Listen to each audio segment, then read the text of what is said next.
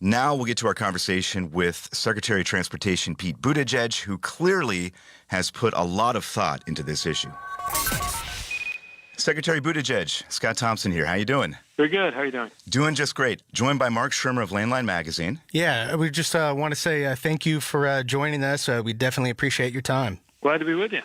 And I know your time is valuable, Mr. Secretary, so we'll jump right in here, starting with your opening remarks at the task force meeting where you mentioned some of the examples of predatory lease purchase agreements. I'm wondering here about the process and how DOT gathers information from drivers on truck leasing and all the other trucking policies that are out there. And are there any particular stories that you've heard from drivers specifically about truck leasing practices that have really resonated with you? Well, we have formal, structured processes for getting this kind of information, but then also informal processes. That's where I've learned a ton just riding along with the drivers. I've done that in Illinois and New Jersey and Kentucky. Talk with drivers on the West Coast who work with the ports a lot to get more of a flavor for what they're dealing with, what they love about the job, and what the headaches are. And you hear a lot about parking. You hear a lot about detention time.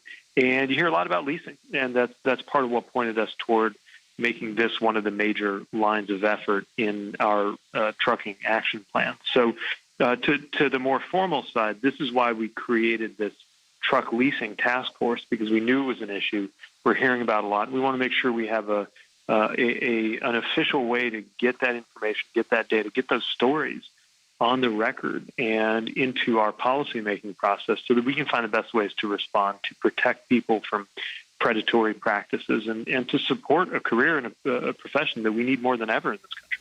Yeah, FMCSA Administrator Robin Hutchinson mentioned that the agency has data that shows that experienced truck drivers are the safest drivers out there on the road. How much of a focus is it for the Department of Transportation to put on eliminating the elements in the industry that lead to drivers, leaving the profession?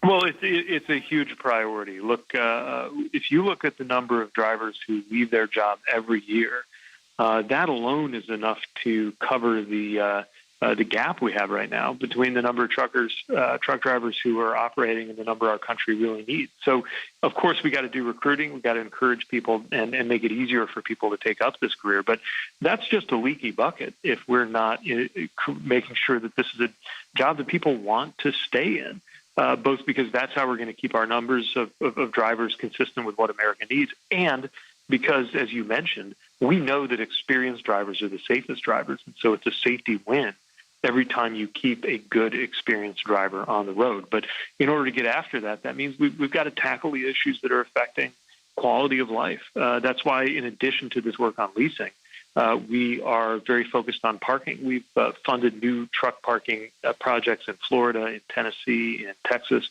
in Louisiana. We're working with a lot of state DOTs that are using technology in new ways to help drivers know when and where parking spaces are available, because we know that's a quality of life issue and really a safety issue for so many drivers. And it's the kind of thing that, if it goes on unaddressed, has people reconsidering whether they want to be in this job.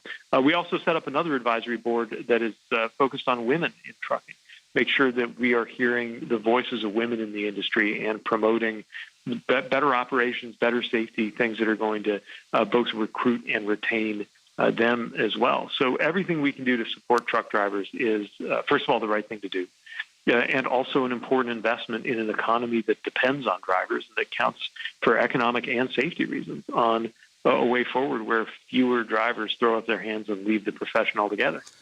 And I got to say, it's been refreshing, I think, at least from my perspective, to hear you talk about retention in the way that you do, because this is something that truck drivers and organizations have been kind of screaming from the rooftops for years or even decades now. And we're talking about compensation, among other things, when we're talking about retention. But in terms of just compensation, these unfair truck leasing schemes that take advantage of people, we see this happen kind of through the Fair Labor Standards Act motor carrier exemption. I'm wondering, does DOT support repealing that exemption? And I guess by extension, too, Is DOT considering any policies to improve driver compensation, which in turn, as you pointed out there, would mitigate unsafe driving behaviors as well? Well, we want to make sure we're looking at this in a really systematic way. So we launched a compensation study last year. We're in the middle of that study now, so I don't want to get ahead of some of the findings. But this is a process that's supported by the bipartisan infrastructure law and allows us to look very specifically at the effect that compensation has on safety, on retention. And when you're looking at things like hourly pay, when you're looking at things like detention time, and the fact that nobody but a trucker pays often for, especially when you got your owner operators, no one's paying for wasting a truck driver's time, which of course is a direct economic issue as well as a quality of life issue. We've seen estimates that detention time costs drivers over $1 billion a year, and also leads to the industry as a whole losing somewhere between $3 and $6.5 billion worth of driving time every year. So we need to get after these issues and also make sure that we don't have unintended consequences from the fact that what counts as an hour of work from the perspective of the ELD for fatigue and safety reasons is not the same as what actually amounts to an hour of work if you're on the job but not actively driving. So these are the kinds of things that we're digging into in this study, and I think the results are going to force some serious conversations about policy changes. Again, I don't want to get ahead of the study because we really need to gather that data, but over the coming months as that study continues, I think it's going to lead to some really important conversations that have been a long time coming and lead to some new policies, maybe even some new legislation too.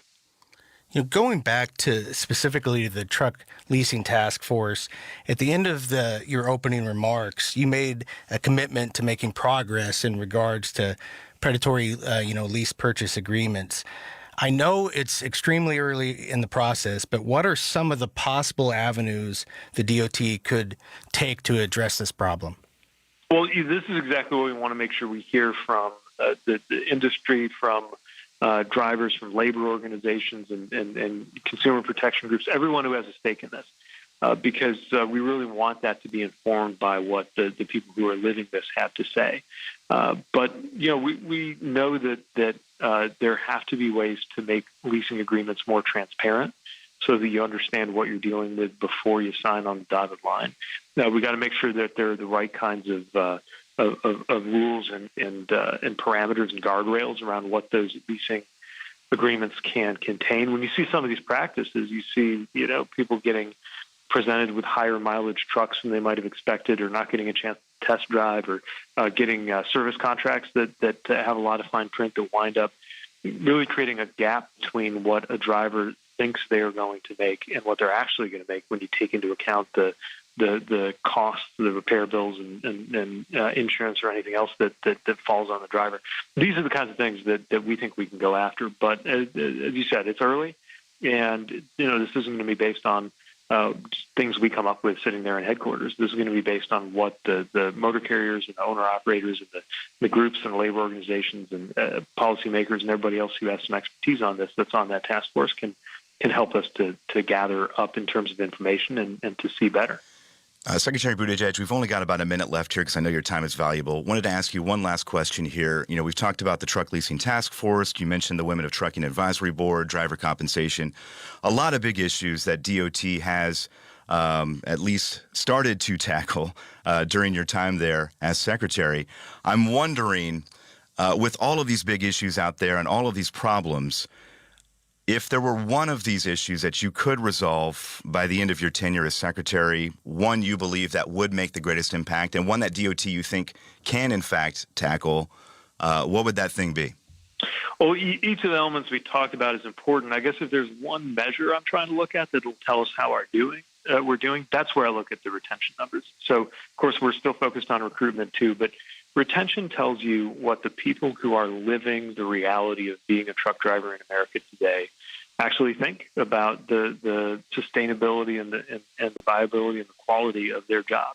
If they're being compensated well and have good quality of life and feel safe, then you're going to see those retention numbers improve. And so there's a lot of ingredients that go into that.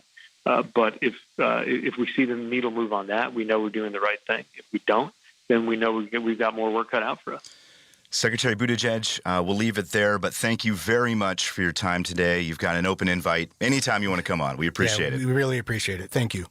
Well, thank you. And I just want to emphasize my appreciation to the community people who get things where they need to be in this country. I think we've come a long way in the last couple of years in the public's recognition of the essential nature of this work, but there's more work to be done, and appreciate you giving voice to that industry.